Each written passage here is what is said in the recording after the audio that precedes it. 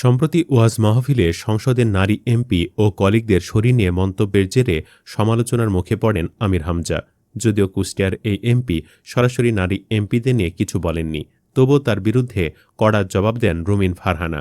তাকে গ্রেফতার করে বিচারের দাবি জানান নিন্দুকেরা।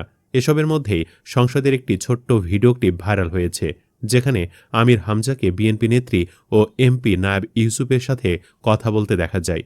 এ সময় তাদের মধ্যে ছিলেন মামুনুল হকের দলের এমপি পীরজাদা হানজালা। সম্ভবত হানজালা আমির হামজাকে নিয়ে নায়েব ইউসুফের কাছে যান ও পুরো ঘটনাটির জন্য দুঃখ প্রকাশ করেন। সংসদের একটি ভাইরাল ক্লিপ তুলে ধরে চ্যানেল আই বলছে, নায়েব ইউসুফের কাছে ক্ষমা চেয়েছেন আমির হামজা।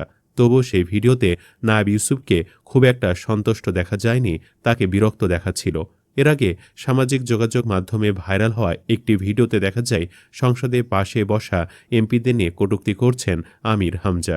ভিডিওতে তিনি রুমিন ফারহানা এবং প্রতিমন্ত্রী ফারজানা শারমিনকে টেনে অন্য এমপিদের শারীরিক গঠন প্রসঙ্গে অবমাননাকর মন্তব্য করেন। পাশাপাশি ফরিদপুর ৩ আসনের এমপি নায়েব ইউসুফ আহমেদের নামও উল্লেখ করেন। ভিডিওতে আমির হামজাকে বলতে শোনা যায়, রুমিন ফারহানা আপা আছে, মন্ত্রী পটলের মেয়ে আছে ফারজানা শারমিন। আমার ডানে বামে এমন ভুড়িওয়ালা লোক পেয়েছি, যেহেতু এগুলো সিরিয়াল করা থাকে আগে থেকে। কে কোথায় বসবে আমরা জানিও না। আল্লাহর ইশারা ভেতরে গিয়ে দেখি আমার ডানে বামে ভুড়িওয়ালা। এমন বড় বড় ভুড়ি, আমার মনে হয় ভুড়ি ছিঁড়লে ভেতর থেকে ব্রিজ কালভার্ট বের হবে। মহিলারা ওদের দেখলে লজ্জা পাবে। প্রতিবাদে ফরিদপুর ৩ আসনের এমপি নায়েব ইউসুফ আহমেদ গণমাধ্যমে বলেন, এই মন্তব্য আমির হামজার চরম সংকীর্ণ মানসিকতার পরিচয় দেয়। তিনি বলেন, তারা নারীদের মানুষ হিসেবে দেখে না, যেন আমরা অন্য গ্রহ থেকে এসেছি। যারা নারীদের এভাবে দেখে, তারা কিভাবে আমাদের নেতৃত্ব মেনে নেবে?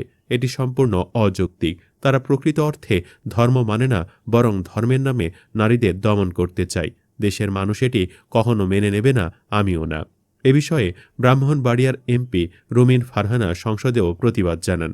পরে গণমাধ্যমে বলেন, এই মন্তব্যটি 2 দিন আগে আমার নজরে এসেছে। তার অতীত রেকর্ড বিবেচনায় এটি কোনো ব্যতিক্রম নয়।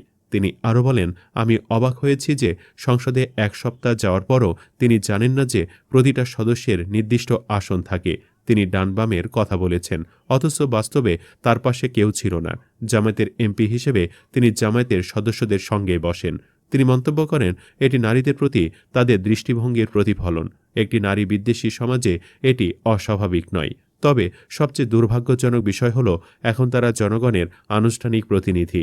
অন্যদিকে নারী ও শিশু বিষয়ক প্রতিমন্ত্রী ফারজানা শারমিন গণমাধ্যমে বলেন, আমি ভিডিওটি দেখেছি। এ বিষয়ে কথা বলাও আমার মর্যাদার নিচে। তিনি আরও বলেন, এ ধরনের বক্তব্য দিয়ে তিনি শুধু নারী এমপি নয়, সংসদের প্রতিটি এমপিকে অপমান করেছেন। এমনকি দেশের প্রতিটি নারীকে, তার নিজের মাকেও অপমান করেছেন। আইনি ব্যবস্থা নেওয়া হবে কিনা গণমাধ্যমের এমন প্রশ্নে তিনি বলেন, এই মুহূর্তে এমন একজন অশালীন ব্যক্তির জবাব দেওয়ার চেয়ে আমার আরও গুরুত্বপূর্ণ কাজ আছে। বন্ধুরা, আমির হামজা কিছুদিন পরপরই বিতর্কিত মন্তব্য করেন। তার কাজ ওয়াজ করা, ওয়াজ করবেন, তা না করে মাহফিলে দুনিয়াবি কথা বলেন ও বিতর্কিত মন্তব্য করে বারবার ক্ষমাও চান। এর পেছনের কারণ কি? তিনি কি মানসিকভাবে অসুস্থ? জানাতে পারেন কমেন্টে। ধন্যবাদ।